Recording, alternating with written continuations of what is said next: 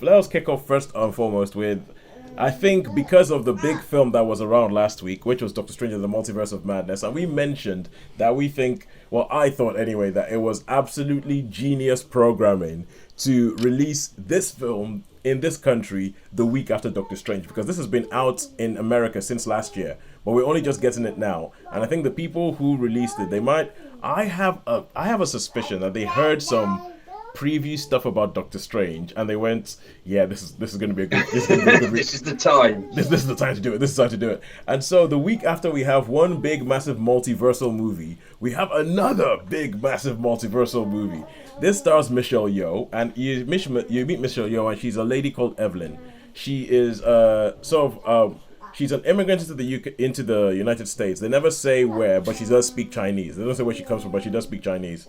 Her and her husband Waymond, who is played by Quan, who you might remember from Indiana Jones and the Temple of Doom and The Goonies. Wow. Yeah, it was so cool. I heard quite. It was quite an affecting interview I heard with him that he did with Empire magazine for their podcast, and where he was talking about the fact that people are like, "Where have you been for 38 years?"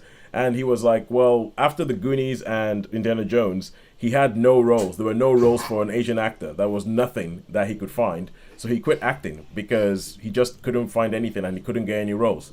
And it's like, and now at the age of 50, he's kind of finally admitted to himself that he really does love acting, and he's come back in, and this is the first thing he's in. And for him, he thought it was like an absolute good. But anyway, that is like an emotional reason. Okay, fine, we'll get you some more food. That is an emotional reason to like this film, even to like this film already. That the fact that it brings us back Data and Short Round, like to who I don't know about you, Shaun, but I feel like he hasn't changed that much. I guess so. Yeah, he hasn't really. It's quite amusing actually. But Yeah, he hasn't changed that because you look at him and you can still see Data and Short Round in him, even though the man's 50. So yeah, so they own a laundromat somewhere in the States. And the film kicks off with this sequence where she's doing her taxes. She's doing her taxes. Her father has flown over from, I don't think they ever mention it, but it's kind of intimated that it's China. Her father's flown over from China. It's going to be Chinese New Year. She's trying to organize a Chinese New Year party in the laundromat. She has customers who are yelling and screaming and saying, "Where are my clothes?" She and all these things. And it has this first, I think the first 10 minutes or so, just sort of ratchet up tension and ratchet up the tension. There's an audit that's coming up, and they think that the person who's going to audit the laundromat and audit the business doesn't really like Chinese people, so they're not entirely they're not entirely sure. And it just comes up as this sort of like tension builder, tension builder, tension builder. The first 10 minutes of it are extremely tension filled. Then when they are going to the audit office, you're also introduced to her daughter. You're introduced to her daughter. Her daughter is in a same-sex relationship, and the daughter wants to tell the grandfather, and she's like, "No, you can't tell the." So she has all these things on her plate. She has everything on her plate, and this is really well communicated that her life is stressful. Her life is stressful, and it just keeps going and going. And then in the way when they are going to the audit office to get audited by an auditor played by Jamie Lee Curtis, all of a sudden something happens and her husband seems to change, and then he comes up and he becomes like this action star, and he tells her, "Look, this is going to happen. Here's a list of instructions, blah blah blah blah, do this." And he just tells her all these things, and she's like, "Maywan, what's up with you? What's going on with you?" And it turns out that he tells her this story about how he is from another universe, and he has just transferred into into her husband. That this is not her husband. It's like, "I am not your husband. I'm from another universe. You are our last hope to defend to beat the multiverse, because there's this thing called Jobutopaki that's trying to take over the entire multiverse and trying to destroy everything. You are our last hope." And there's a bit. Then he gives her a series of instructions, and the last thing on there is, "Don't forget to breathe." And And I read somewhere that that is like an instruction to the audience. Don't forget to breathe. Because at that point, after the "don't forget to breathe" moment, the film goes crazy. The film goes crazy. It goes into the multiverse. There's all sorts of stuff that happens. And I think there's so much stuff that happens in this film that I could tell you some of the things that happen. And it wouldn't really be a spoiler because you wouldn't have a clue how this fits into the story whatsoever. Let's just say that there's a scene in which somebody gets beaten to death with two dildos. But Sharon for blinked her eyes then. Yes, I know, and it's not even necessarily the crazy thing. But this film takes the idea of the multiverse and has a lot of fun with it. So I think that's what I'm going to say as a setup for what this film is about. Sean, what did you think of Everything Everywhere All at Once? Yeah, it was. I thought it was.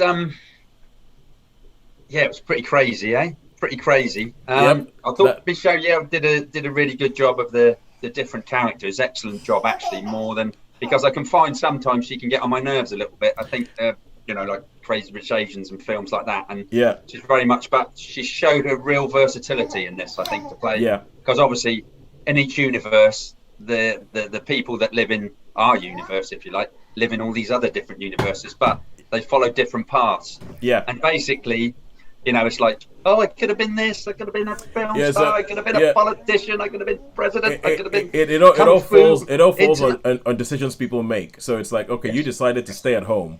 That's one universe. You decide to go with this guy. That's another universe. And like different paths that they end up on. Yeah.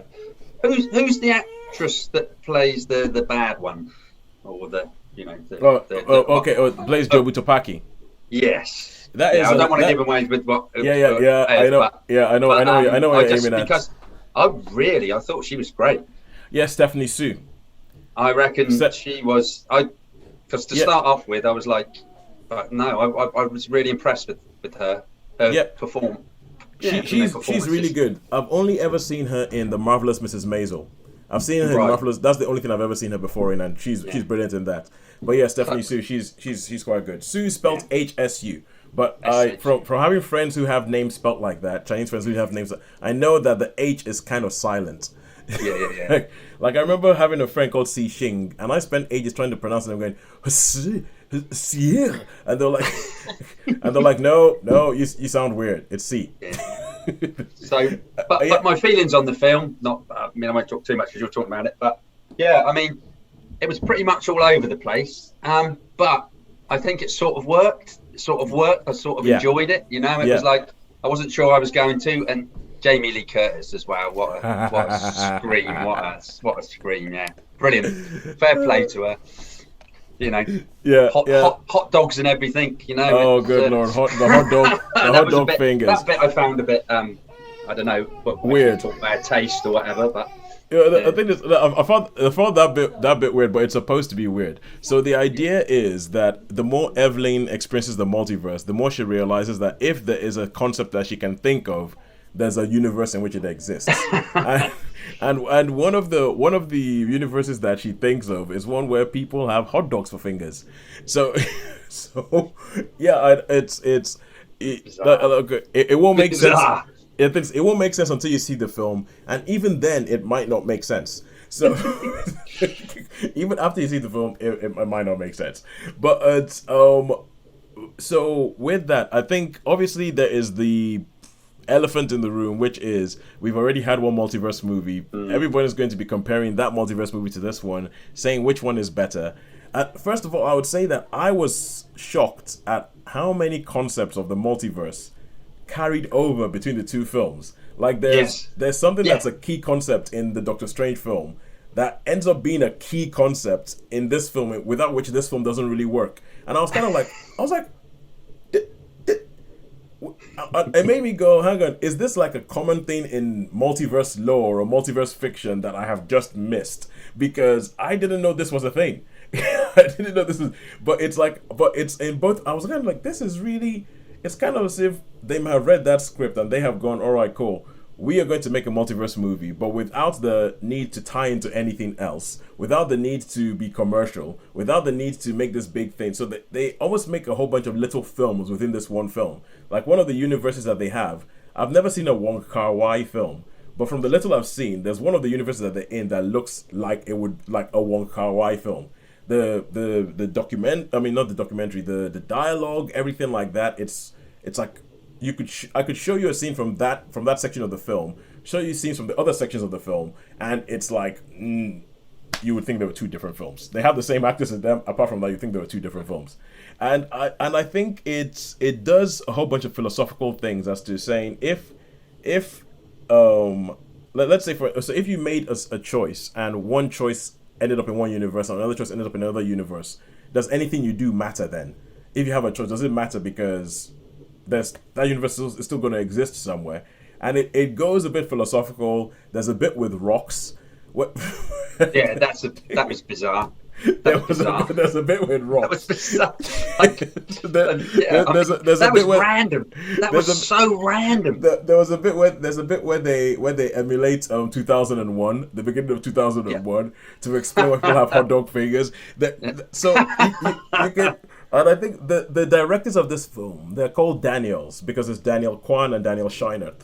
And their previous film was a film called Swiss Army Man. It's the film you might know as the one that stars Daniel Radcliffe, Harry Potter himself, as a farting corpse. So they have a weird out there sensibility, and they said that in this film, I think they'd been given a bigger budget and thought, let's just do it. Let's just throw everything in there. It's the multiverse. Therefore, any idea we want, we can throw it at the screen. And the funny thing is how they managed to pull it back a bit towards the end to something that is vaguely coherent, something that actually, where it's all this it's all this big multiversal madness. You're going in there and you're doing all these different things, and you have one universe that's rocks, and you have one universe where everybody has things for fingers, and you have one universe that's post-apocalyptic, and you can go into this thing and you can all of a sudden and there's serious elements of the Matrix in here.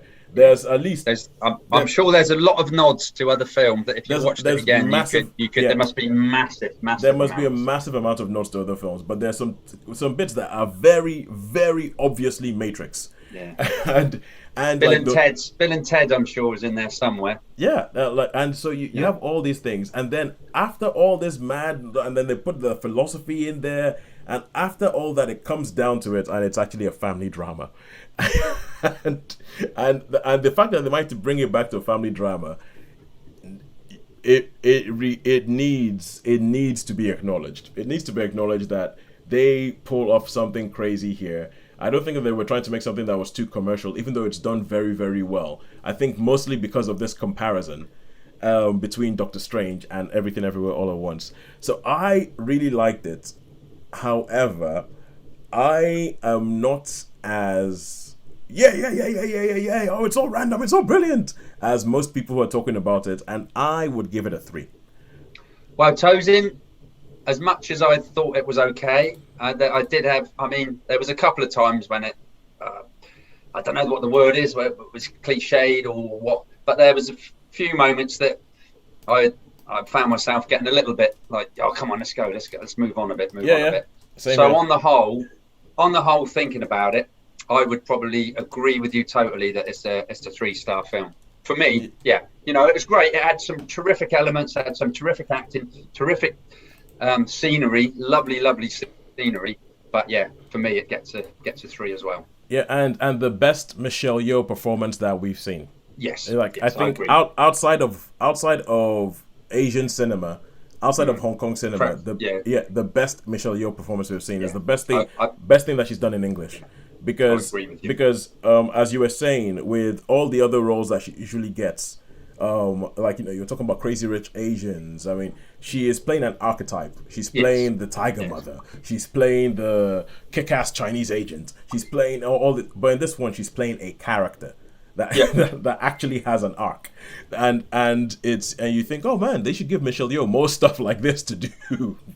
But I agree. Obviously I agree with you, Shaun, because I already said it. I think it's a 3-star film because it's crazy. It's all over the place, but there are points at which the craziness does get to you. Like, I think for me, it got to me, and I was like, okay, for goodness sake, settle down and tell me something that I can rely on to move the story forward. Stop just throwing stuff at the screen. It's great. The action is amazing. There's bits where Ke-Huy Quan totally, and I was looking at him going, he looks like Jackie Chan. Like, the bits where he looks like Jackie Chan, like around about the Operation Condor era. Operation Condor, Jackie Chan with the sort of, like, you know, the waist belt and everything like that. I was like, good Lord. As I say, I found the substitute nunchuck films a bit sort of unnecessary just for laughs, and you know, so that was. I don't think that. I think that was a little bit. That was probably a bit in bad taste, I think. Yeah. That bit was kind of like it was unnecessary. Well, you could say unnecessary, but you could also say that these guys have committed to making something random, and so they Yeah, went yeah, random. yeah, that's true. And so they went random.